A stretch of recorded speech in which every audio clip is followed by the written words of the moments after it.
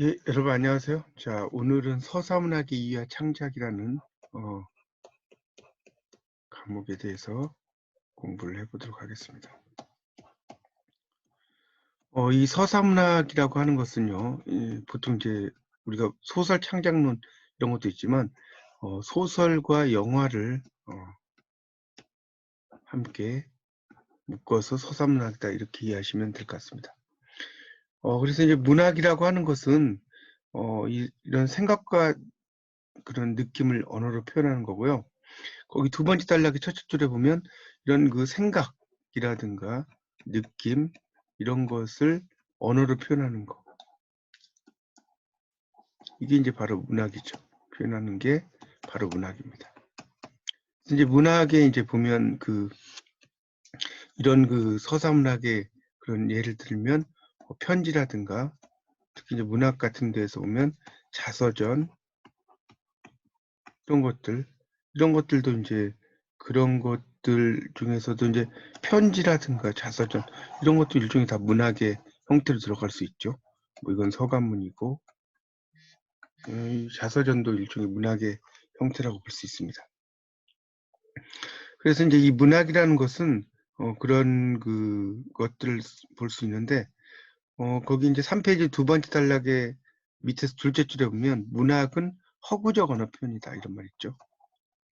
바로 허구적이라는 거죠. 이게 이제 영어로 픽션이죠. 허구를 이야기할 수 있고요. 그 다음에 이제 마지막 단락에 보시면 3페이지 마지막 단락에 보시면 아리스토텔레스의 시약이 나오죠. 시약에서 시는 행위를 모방하는 것이다.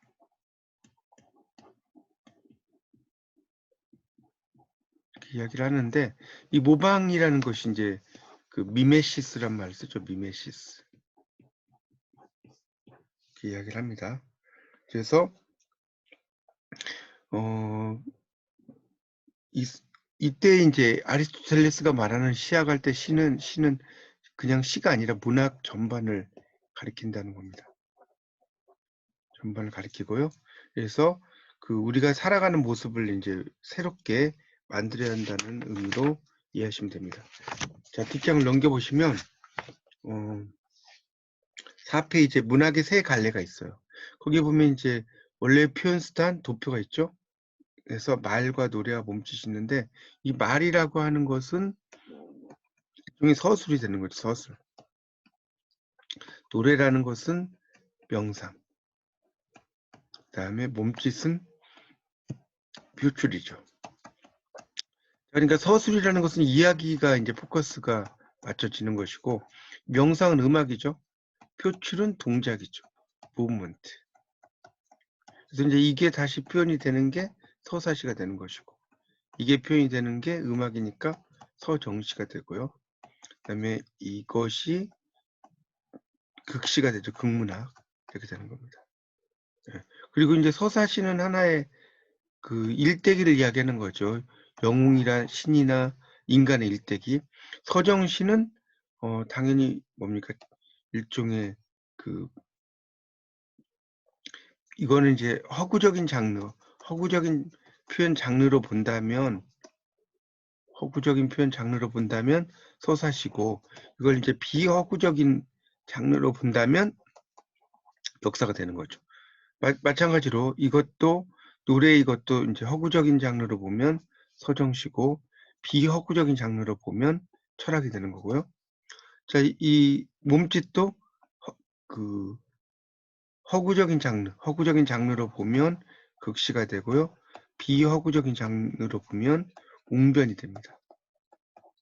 이건 다 비고 이건 허구입니다. 자, 그것도 좀 이해하시면 좋을 것 같습니다. 그래서 이제 어떤 것에 이제 초점을 맞추느냐에 따라서 이렇게 달라진다는 것도 알아두시면 좋을 것 같습니다. 자, 5페이지 넘겨보십시오. 5페이지에 보면 역사, 히스토리 나오죠. 역사, 둘째 줄에 히스토리. 자, 역사도 이야기가 우세한 언어로 표현하는 장르죠. 역사도. 그래서 역사와 서사시가 어떻게 다른가? 자, 이게 또 중요합니다. 자, 거기 넷째 줄 나오죠. 역사와 문학. 그래서 역사라는 것은 있었던 일이죠. 있었던 일. 이걸 기록하는 거고요. 이 문학이라는 것은 있을 수 있는 일이에요. 이걸 이제 우리가 개연성이라고도 하고, 이제 영어로는 probability라고 하죠. 이렇게 이야기할 수 있습니다. 그러니까 개연성이라는 것은 있을 수 있는 일, 있을 법한 가능성, 이런 것을 이야기한다라고 이해하시면 될 것 같습니다. 자, 거기 답안에 이제 보면, 답안에 보면 말에서 글로죠. 이 문학이라는 것은 이제, 문학은, 뭡니까? 언어를 매개로 하는 거죠, 언어를 매개로 하는 거예요. 그래서 이제 그 문학의 세 가지 양식이 이야기는 우세, 노래 우세, 몸짓 우세로 구분한다고 그랬죠. 그래서 그런 그 이야기와 노래와 몸짓의 언어가 그런 그 원초적인 말의 형태에서 말에서 시작이 됐다라고 볼 수가 있다. 그렇게 이해하시면 됩니다. 그러니까 결국은 이 문학이라는 것도 말에서 시작이 됐다 이런 의미로 볼 수가 있어요. 그렇게 이해하시면 될 것 같습니다. 그래서 거기 이제 그 6페이지 세 번째 단락에 문학은 구비문학과 문자문학으로 나눈다 이런 말 나오죠. 6페이지. 이 문학이라는 것은 구비문학과 문자문학이다.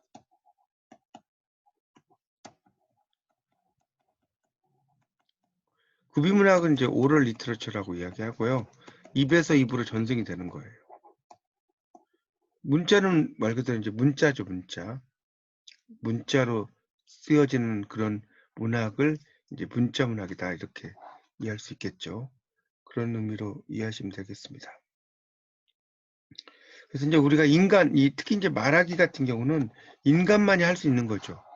6페이지의 마지막 단락이 나오죠.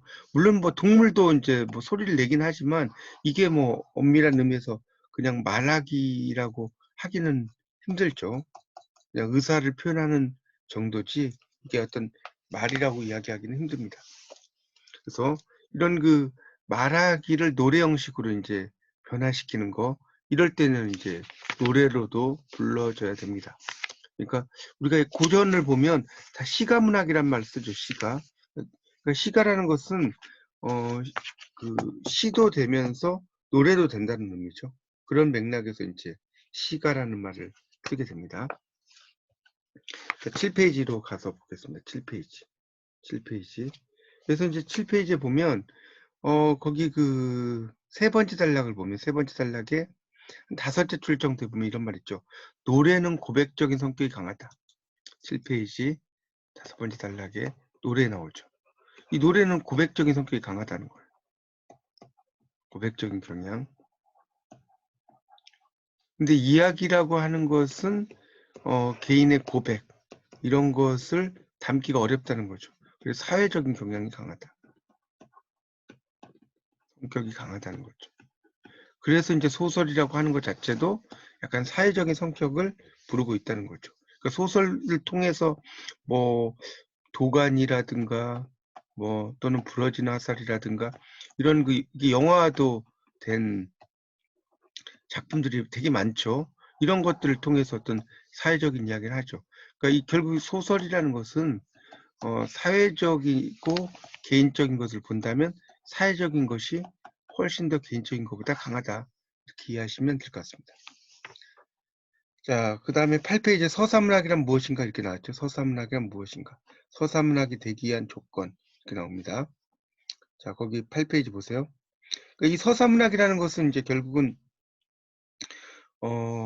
이 문학사는 서사, 서정, 극양식 이렇게 세 가지로 나눠집니다. 근데 이제 조동일의 한국문학 통사에서는 이 삼분법의 반기를 들고 교술 양식을 첨가하죠.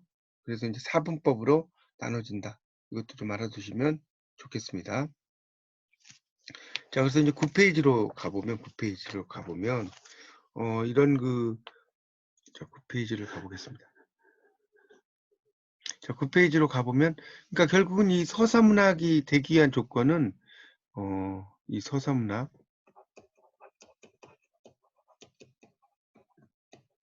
서사문학이 되기 위한 조건은 이야기와 더불어서 이야기하는 사람이 있어요. 이야기하는 사람. 자, 이야기하는 사람을 우리가 이제 뭐라고 하냐면 화자라고 하죠. 화자. 이런 화자의 이야기하는 사람의 존재가 필수적이죠. 이렇게 이야기를 할 수 있습니다. 그래서 거기 그 9페이지 두 번째 단락에 보면 이런 서정 양식에는 향가, 시조, 창가, 서정시 등 시가에 해당하는 장르들이 포함이 되고요. 그 다음에 극양식에는 이제 탈춤, 인형극, 그 다음에 드라마, 방송 대본 이런 것들, 시나리오 이런 것들도 다 포함이 된다고 할 수가 있습니다. 그래서 이제 소설은 결국 뭐냐? 이야기다는 거죠. 이야기. 이게 아주 중요한 것이고요. 그래서 이제 그 서사문학을 체계적으로 정리한 것은 그 밑에 단락에 있죠. 그 서사의 본질이라는 책에서 그 쇼얼즈와 켈러그가 이 서사문학의 체계 개념에 대한 어떤 이론적 입지를 마련했는데, 거기 이제 박스에 보면 이런 말 나오죠. 쇼얼즈와 켈러그는 서사문학을 이렇게 정했는데, 자, 거기 두 번째 줄에 밑줄 좀 주시면 그 두 가지의 특징은 바로 이야기와 화자의 존재다. 이야기, 스토리, 화자, 스토리텔러죠. 이 이야기와 화자의 존재라는 것도 알아두시면 좋겠습니다. 자, 넘겨 보세요. 그래서 이제 이야기를 스토리텔러가 어떻게 전해주느냐 이런 것이 상당히 중요하다는 것을 알 수가 있습니다. 자, 그 다음에 이제 이야기 스토리 서사라고 10페이지 나오죠. 이야기 스토리 서사. 그러니까 이야기라는 게 일종의 이제 그 이야기 스토리 뭐 이런 것들이 상당히 친숙한 이야기죠. 스토리란 말을 많이 사용을 합니다. 그러니까 친구가 뭐 애인과 헤어져서 침울함에 빠져 있을 때 그 친구에게 어떻게 된 스토리야 이렇게 이야기를 물어본다는 거죠. 그러니까 결국은 11페이지 숫자 줄 나오죠. 애인과 헤어진게 된 사정이 뭐냐 이렇게 물어보는 그런 게 하나의 질문이 된다는 것을 알 수가 있죠. 그렇게 이제 물어본다는 것 자체가 하나의 질문이 된다는 것을 알 수가 있습니다. 그 다음에 이제 뭐 아들이 그 11페이지 두 번째 단락이죠.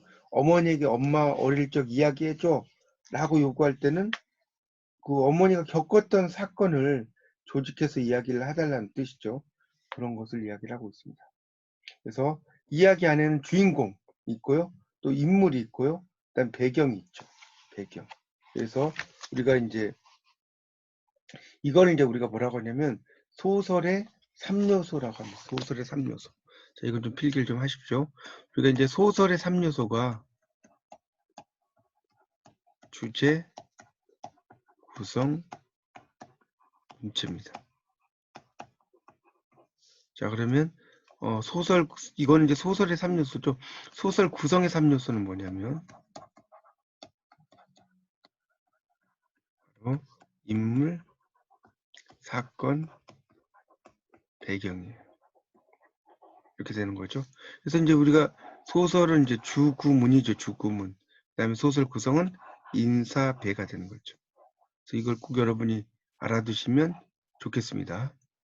이걸 외우는 방법은 이제 주구문, 사람이 죽으면 인사를 배로 한다.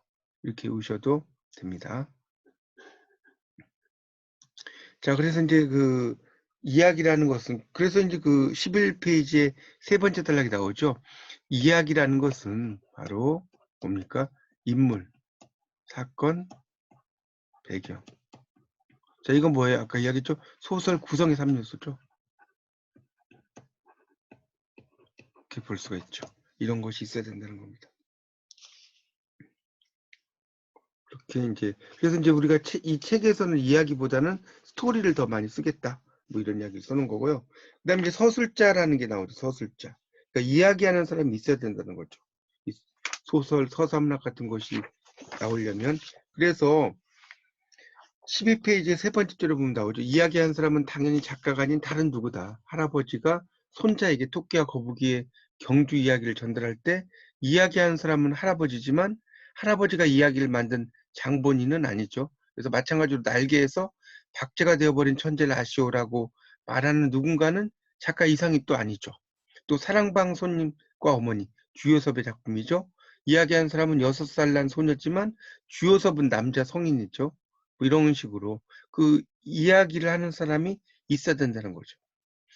그 이야기한 사람을 이제 보통 스토리텔러라고 이야기하죠. 그 네 번째 단락에 보면 나오죠. 스토리텔러. 그러니까 말을 하는 사람이란 뜻이죠. 이제 보통 이걸 이제 한자로 하면 화자라고 이야기하는 겁니다. 화자. 이렇게 이야기를 하고요. 또 이제 말하는 사람이라는 뜻에서 이제 이걸 나레이터란 말을 쓰기도 해요. 이렇게 쓰기도 합니다. 그래서 이제 뭐 또 서술자라는 말도 쓰기도 하고요. 그래서 이 책에서는 이제 서술자로 부르기로 하자 이런 의미로 볼 수 있습니다. 이 서사문학, 서사 텍스트 내러티브라는 말이 이제 그 다음에 나오죠. 그러니까 이 서사 양식이라는 것은 문학의 전유물로 생각됐지만 이런 그 이야기를 담고 있는 것이 일종의 서사 텍스트다. 그런 이야기를 써놨습니다. 자, 13페이지로 가보겠습니다. 13페이지 보면 연극도 이제 세 번째 줄 나오죠. 스토리가 있다. 연극의 스토리에도 인물, 사건, 배경이 있다. 발레도 이야기가 있죠. 백조의 호수 같은 발레를 보면 막 이렇게 발레를 하지만 그 속에 이야기가 있는 거죠. 그걸 이제 말로 하지 않을 뿐이죠. 그런 것들이 또 있습니다. 그래서 이제 그러니까 이 서사문학이라는 것은 스토리와 서술자가 있어야 되죠. 그런데 연극이나 발레는 어떤 서술자가 따로 존재하지 않죠. 그래서 왜 그러냐면 이 서술자가 사건을 전달하는 중개인입니다. 이 서술자는 그 사건을 전하는 중개인이에요. 중간에서 전달한다는 거죠. 근데 연극이나 발레 같은 경우는 이런 서술자의 중개가 없는 거죠. 이런 중개가 없어요. 그냥 바로 배우들이 이제 보여준다라고 볼 수가 있습니다. 근데 이제 만화 같은 경우 우리가 이제 요즘에 또 만화도 상당히 문학으로 각광받는 것 중에 하나인데 이 만화라고 하는 경우는 이 서술자가 있을 수 있다는 거죠. 그다음에 영화에도 서술자가 있을 수 있고요. 그런 이야기를 쓰는 겁니다. 영화 같은 경우는 이제 카메라 렌즈의 중계를 거쳐서 전달되죠. 물론 이제 카메라가 서술자라고 볼 수는 없지만 이 카메라의 중계를 거쳐서 편집되는 것을 보면 연극과는 좀 차이가 있다. 자, 판소리라고 하는 것도 독특하죠. 판소리 당연히 스토리가 있죠. 막 5시간 완창하고 이런 거 들어보셨죠? 판소리를. 이런 말 들어보셨죠? 그래서 이 판소리도 이제 스토리가 있어요. 예를 들어서 춘향이와 이도령의 사랑 스토리. 그렇죠? 그런 게 있다는 거죠. 그런데 이 서술자는 숨어있지 않고 무대에서 관객을 향해 창을 하죠. 그 서술자라는 게 창자를 가리키는 거예요. 노래를 부르는 사람이죠. 창자. 이 판소리는 창자와 고수가 있죠. 북을 치는 사람도 있고요. 그래서 이제 창을 하는데 판소리는 음악도 되고 연극도 되면서 이것도 일종의 서사 양식이 된다는 것을 알 수가 있습니다. 자, 오늘날의 서사는 이렇게 다양하다는 거죠. 뭐 영화, 또 애니메이션, CF 같은 경우도 일종의 뭐 15초짜리 광고지만 그 속에 하나의 이야기가 들어가 있다는 겁니다. 그런 것을 알 수가 있어요. 그래서 이 서사문학이라는 개념은 14페이지 두 번째 줄에 보통 이제 영어권에서는 내러티브라는 말 씁니다. 내러티브. 이게 일종의 서사문학이죠. 그러니까 이것은 이제 일종의 사건을 말하는 그런 행위를 가리키기도 하고 뭐 구성된 스토리 뭐 이런 것을 이야기하기도 합니다. 그래서 이런 그것들에 대해서 이제 여러분이 잘 정리하시면 좋겠고요. 그 14페이지에 보면 용어 정리가 나와요. 14페이지. 자, 14페이지에 보면 용어 정리를 좀 잘 보시면 좋겠습니다. 그래서 정리하자면 서사문학은 스토리와 서술자 두 요소를 갖춘 문화 양식 전체, 장르, 갈래의 명칭, 또 장르에 해당한 모든 문화, 이 서사문학이고요. 서사, 스토리는 인물, 사건, 배경, 아까 이건 뭐라고 그랬습니까? 소설 구성의 3요소라고 그랬죠? 를 갖춘 덩어리, 이런 거고요. 서술자는 이야기하는 일을 행하는 이야기꾼이죠, 이야기꾼. 서술자니까 이야기꾼이에요. 그다음 피서술자는 뭡니까? 이야기를 듣는 존재죠. 피는 당한다는 뜻이니까. 다음에 서술은 이야기를 하는 행위. 서사 텍스트. 이것은 스토리를 가지고 있는 작품을 가리키겠죠. 그다음에 내러티브. 이거는 스토리를 서술하는 행위 혹은 스토리를 지닌 텍스트, 뭐 이런 식으로 이야기를 하고 있습니다. 자, 그런 것들 좀 다시 한번 여러분이 복습을 하시면 좋을 것 같습니다. 그래서 이제 그 15페이지 요약에 보면 문학의 정의 나오죠. 인간의 생각이나 느낌을 언어를 이용해서 허구적으로 말했다. 픽션이라는 거죠. 픽션. 픽션이요. 그다음에 말에서 글로에도 보면 예술을 위한 말하기 형식 중 가장 보편적인 것이 노래 부르기, 이야기하기. 그리고 문학은 구비문학에서 문자문학으로 바뀌었다는 거죠. 그다음에 이야기하기는 사건을 펼쳐서 전달하고 시간의 소요도 많죠. 일정하게 정형화하기도 어렵다. 또 인간의 문제를 직접적이고 다양하게 담을 수 있죠. 이야기라는 것은 또 세계의 질서, 삶의 원리를 대상으로 하고요. 아까 이건 되게 강조했죠. 4번은 별표 쳐놓으세요. 개인적인 것보다는 사회적인 성격이 강하다. 물론 이제 뭐 개인적인 것 같은 경우는 자서전 같은 경우는 개인적인 면도 있을 수 있겠지만 대부분의 이제 서사문학은 이렇다는 거죠. 그리고 서사문학이 되기 위한 조건에는 이야기와 화자가 있다는 거죠. 스토리와 스토리텔러. 또 서사문학은 이야기하는 사람이 이야기와 내포가 되어 있다는 거죠. 그 다음에 허구. 그래서 진실을 다양하게 추구할 수 있다는 거죠. 그러니까 이 허구라는 게 뭐냐면 있을 법한 일이란 뜻이에요. 있을 법한 일. 그게 이제 허구, 이거 픽션이죠. 있는 사실 이야기하는 건 역사라고 그랬죠. 그렇게 이해하시면 될 것 같습니다. 자, 이렇게 해서 이제 오늘 첫 번째 서사문학의 이해의 첫 번째 강의를 했습니다.